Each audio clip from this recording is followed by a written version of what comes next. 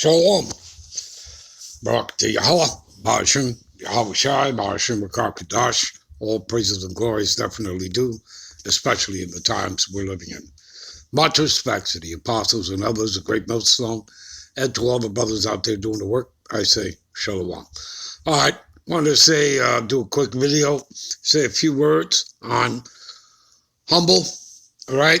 And that's how we should be, humble. So let's get right to it. All right, some words of wisdom.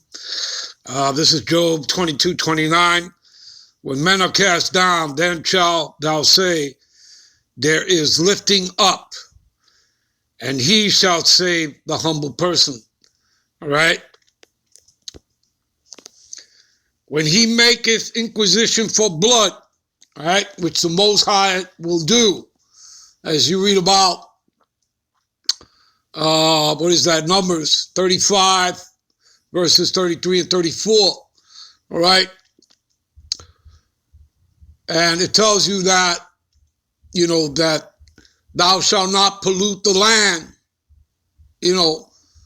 with blood, all right? And we know that America, Babylon the Great, was polluted. The land was polluted with the blood of the Israelites. Well, it tells you in Numbers 33 and 34, Numbers 35th chapter, verses 33, 34, it tells you that those that shed the blood, that polluted the land by shedding the blood of the Israelites, the only way that the lands can be cleansed is by the shedding of the blood of those who shed the blood of the Israelites. That is how the Lord can cleanse the land. And he further goes on to say that he dwelleth among his people, the Negro, Latinos, and Native Americans that make up the 12 tribes of Israel. All right? So you people need to understand what humbleness is. All right? Okay? Arise, O Lord, O God, power, lift up thy hand and forget not the humble. And again, you Negroes, Latinos, Native Americans are the humble, are the meek, the poor, okay? You are the saints. You are the righteous. That's you, all right? Psalms 10 and 17. Lord, thou hast heard the desire of the humble. Thou wilt prepare their heart. Thou wilt cause thy ear to hear. Right. Well, he has certain persons that he has chosen before the foundation of the world to hear, to come into the understanding of this truth, because they were blessed, right? They were sanctified and they were ordained before the foundation of the world. Certain persons, individuals amongst Israel, all right? Okay, and that's what you read when you look it up in the blue letter or in the Bible concordance under the word election, all right? This is Psalms 34 and 2. My soul shall make her boast in the Lord, Yahweh. The humble shall hear thereof and be glad. All right? And again, this is not for everybody. Not everybody's going to hear. All right? 2/3 of the Israelites will not hear this truth. Okay?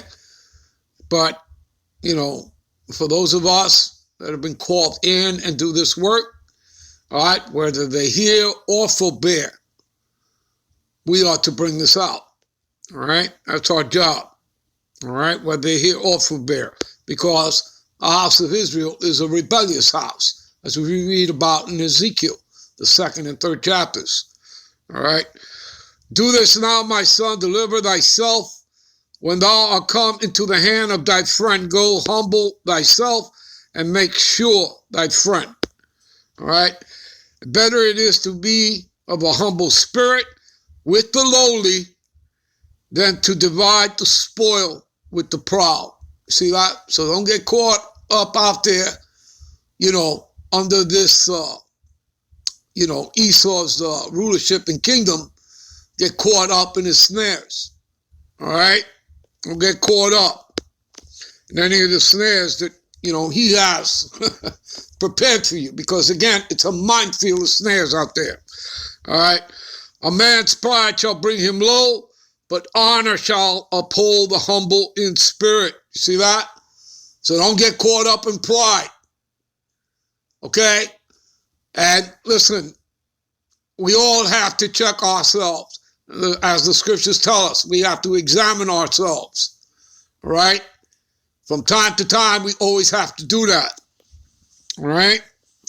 So what? So that if, in other words, people, look, again, it's all about balance. All right? You're a competitor in sports. When you win, it's not about getting too high. And when you lose, it's not about getting too low. You understand? It's about keeping it, on a level playing field. Your temperament, your attitude, okay? Your spirit. You understand? So when you win, you never get too high. And when you lose, you don't get too low. You keep it on an even keel. All right? All right, let's see.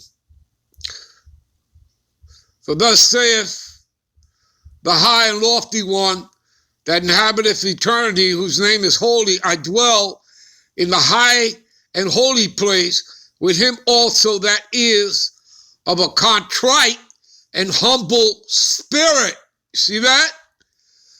To revive the spirit of the humble and to revive the heart of the contrite ones.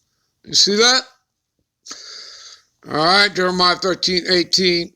And say unto the king and queen, humble yourselves, sit down, for your principality shall come down, and even the crown of your glory. Whosoever shall humble himself as this little child, the same is the greatest in the kingdom of heaven. See that? Humble yourselves as children. Whosoever shall exalt himself shall be abased. All right? In other words, brought low. All right? And that's the Lord teaching you a lesson. Okay? And he that shall humble himself shall be exalted. You see, you cannot exalt yourself. And I'm going to give you an example of the Lord exalting the horn of his people. All right? Which is all throughout the scriptures that he speaks of. I'll give you an example of that at the end here. Unless when I come again, my God power will humble me among you, and that I shall bewail, which many have sinned already, and have not repented of the uncleanliness and fornication and lavishness which they have committed. All right? Again, you got to put away the old man, all right, when you become the new. All right? And it starts with the renewing of your minds. All right? Let's jump down here. Likewise, ye younger, submit yourselves unto the elders, all right? Those that came before you that have put in the work, all right? Yeah, all of you be subject one to another and be clothed with humility, for the God power resisteth the proud. You see that? He resisteth the proud. He's not with the proud, all right? Again, pride goeth before destruction, people. You understand that? And giveth grace unto the humble. You see that?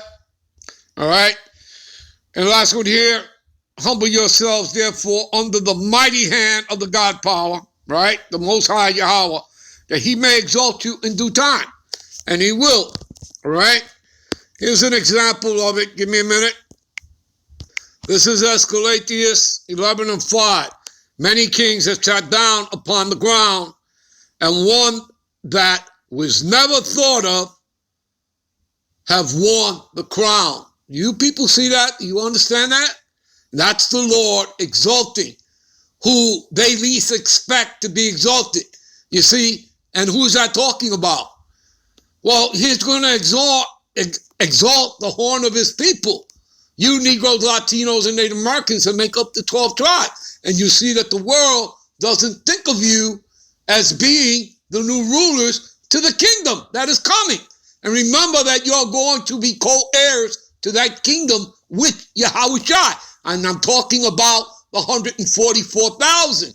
All men, 12,000 from each of the 12 tribes. You're going to be the governing bodies to the kingdom. You shall be judging the angels, judging the nations. You're going to be the immortal God, kings, and priests of the earth. All right? It all starts with the elect. And give you one more to close out. Let's go to it. What is that? In 1 Samuel 2 and 7, one of my favorites. All right, we'll start there. All right, you see, the Lord maketh poor, the Lord maketh rich. What is that? Balance. This is all throughout the scriptures, people. All right? He bringeth low and he lifteth up. You see that? Do you understand, people? You see who's in charge? He raises up the poor out of the dust. He lifted up the beggar from the dunghill. Right? The parable, Lazarus and the rich man. All right? Get familiar with it. All right? To set them among princesses. Didn't we just read about that? Okay? That those that people never thought about, he will raise them up to wear the crown. You see that?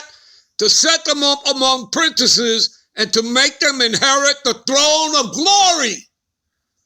For the pillars of the earth are talking about the elect of Israelites. All right, you read that, I believe, in Revelations 3 and 12.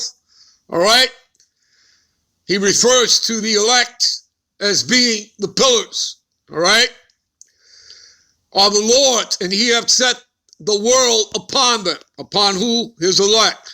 And he will keep the feet of his saints, talking about the Israelites, all right? You Negroes, Latinos, Native Americans, and the wicked shall be silent in darkness, right? He's going to silence Esau, for by strength shall no man prevail, right? Because he's going to take them out of power, people, all right?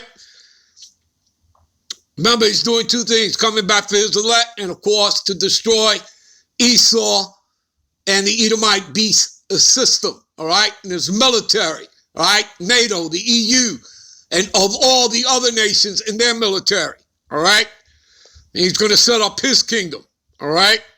And the Israelites, starting with the elect, are going to rule with Yahushua, all right? And there's going to be King David, okay? You understand that? The 12 apostles, all right? All right. And the adversaries of the Lord, you want that? The hit list, go to Psalms 83. All right, the adversaries of the Lord Yahweh shall be broken to pieces. Yeah, as a potter's vessels, they shall be broken with that rod of iron. Out of heaven shall he thunder upon them. What? That thermonuclear fire from the ICBMs, plus that concentrated laser fire from the chariot. And the Lord Yahweh shall judge the ends of the earth, and he shall give strength unto his king, Yahushua Hamashiach. All right, his son, our Lord of Lords, King of Kings, and exalt the horn of his anointed. Again, Yahushua plus the elect. There you go, people. I'm out. I'm on to the next one. Shalom.